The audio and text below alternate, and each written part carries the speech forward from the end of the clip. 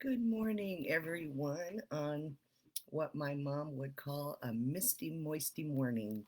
It's a beautiful day, and the gardens are happy because of the rain. And I hope that you have a wonderful day planned. Maybe a little morning nap because it is a misty, moisty morning. That always gives you permission to do that. So welcome back to the week. Hope you had a wonderful day yesterday with whoever's in your household, or maybe even extending carefully into some other folks. Socially distancing always, keeping that in mind. So this morning, I wanted to do something. I titled this one Dichotomy, just simply because I couldn't think of a better way to title it, but you'll see what I'm talking about in a minute. But I wanted to read for you a passage going back a little bit into the Passion story after Jesus has been arrested, and this is the scene um, in the courtyard where Peter is around the fire with some folks, and people start to recognize him. This is from Luke 22nd chapter. Then they seized Jesus and led him away, bringing him into the high priest's house. But Peter was following at a distance when they had kindled a fire in the middle of the courtyard and sat down together. Peter sat among them. Then a servant girl, seeing him in the firelight, stared at him and said, "This man also was with him." But Peter denied it, saying, "Woman, I do not know him." A little later, someone else, on seeing him, said, "You also are one of them." But Peter said, "Man, I am not." Then, about an hour later, still another kept insisting, "Surely this man also was with him, for he is a Galilean." But Peter said, "Man, I do not know what you are talking about." At that moment, when he was still speaking, the cock crowed, and the Lord turned and looked at Peter. Then Peter remembered the word of the Lord, how he had said to him, "Before the cock crows, you will deny me 3 times." And Peter went out and wept bitterly. Okay, not that I want to start the day on a sorrowful note, but kind of goes with the gloomy morning, the misty, moisty morning. But the thing I wanted you to pull out of this, only in Luke's telling of this story, is Jesus present by the people who are gathered at the fire. It says here, after his third denial, chapter 22:61, the Lord turned and looked at Peter. So he was present in the crowd. In all the other gospels, Jesus is not present. So Peter does his, big mistake without Jesus being there near him.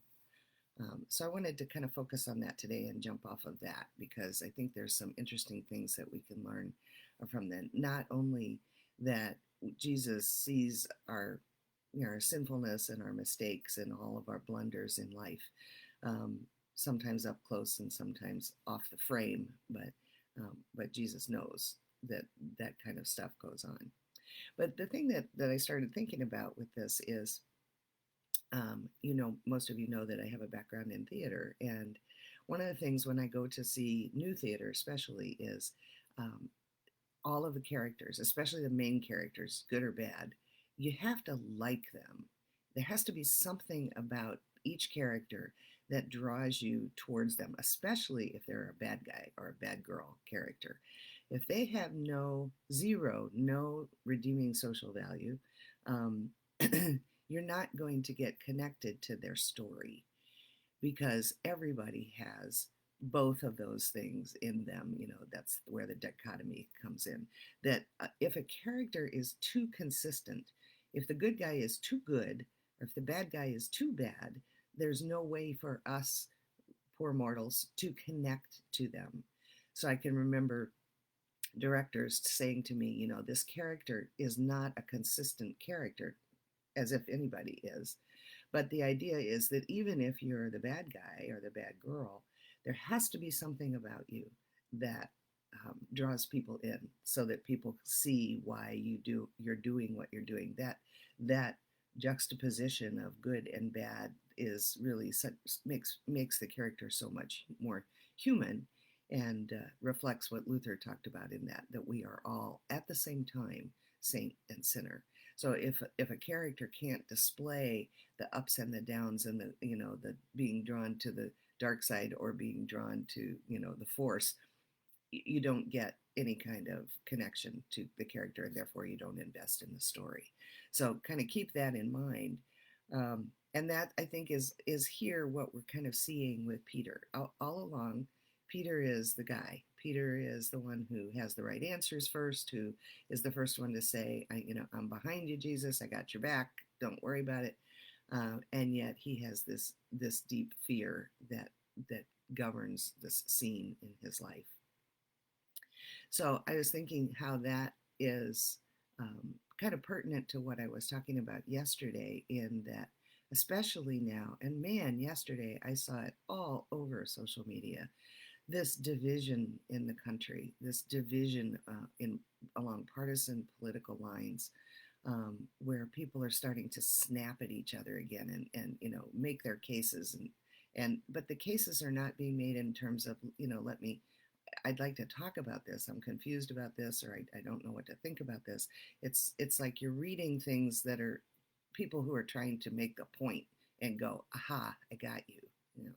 And that kind of thing just irritates me, because I think that is just so opposed to how Jesus calls us to be in community, in the political atmosphere, which is community. Okay, so I started yesterday by talking about how we need to get to know what's on the other side. We need to get to know what's behind what makes people feel like that's okay. So I found a thing. It's a little bit lengthy, but I hope you don't have anything you have to go to right now. So again, this is from Anthony DeMello in his book Wellsprings. The Gospels tell how Jesus turned and looked at Peter, and how that look changed Peter's heart. If Jesus were to come back to the world today, what would he look at first? I imagine that what first attracts his notice is the overwhelming goodness in humanity. The good-hearted person sees goodness everywhere, the evil-hearted, evil, for we tend to see in others the reflection of ourselves. Jesus uncovers by his look the love, the honesty, the goodness that hides in every human being. I see him looking at a prostitute, then I look at her as he does to discover what he sees in her. I see him look at a hardened tax collector, at an adulterous woman, at a thief on the cross beside him, and I learn the art of looking. When Jesus looks at evil, he calls it by its name and condemns it unambiguously. Only where I see malice, he sees ignorance. At the moment of his death, I saw him drop his anger at the Pharisees. He looks beyond their seeming malice. Father, forgive them, for they do not know what they're doing. I take my time to look and listen, for it will educate my heart. I now look at the world myself. I imagine that each time I meet a stranger or walk into a group of people, I see each person's goodness. I look at all the people I live and work with. How much goodness can I see in each of them? It is impossible for me to love evil people and people I dislike, unless, like Jesus, I see good in them. So I imagine Jesus here beside me, teaching me to look at them afresh, to make allowances, to search for ignorance and mitigating circumstances. After which I say something like this to each of them: your deeds are evil, true, but you are good. Or I say, I condemn the evil that you are doing, but I cannot censure you, for you really do not know what you are doing. To end this exercise, I expose myself to the loving look of Jesus. As I gaze into his eyes, I am amazed at the goodness he detects in me. I tend to blame myself for all the wrong I do. He uncompromisingly condemns my sin and stubbornly refuses to condemn the sinner. I shrink at first from his loving gaze, for it is too forgiving, and in my hatred of myself, I cannot bear it. But I know I must sustain that look if I am to learn to look at other people the way he looks at me. Keeping in mind that when Peter was doing the worst thing in his life, Jesus looked at him. And then remember that in the stories of Easter, when when the angels talk to the women mostly and tell them to go to Galilee and to go tell the disciples that Jesus will meet them in Galilee. In Mark especially, it says that the angels say to the women, "Go and tell his disciples and Peter." He singles him out because he knows that Peter will be wallowing in his own guilt, wallowing in his own humanity, and forever feeling like he is not worthy of grace or of the love of God. We're there too often, and we're there on behalf of others too often. So today, I'd like you to ponder the dichotomy in that person that just absolutely drives you nuts. What can you see that is good? What can you see that helps you understand why they do what they do? Try to walk in their shoes. Try to get in their skin. Try to come up with a vision of that person, not through your eyes, but through the eyes of God. Because God loves you, and so do I, and I miss you all. I will see you on Thursday. It's Tuesday now, so tomorrow you do the examine or some other quiet devotion of your own.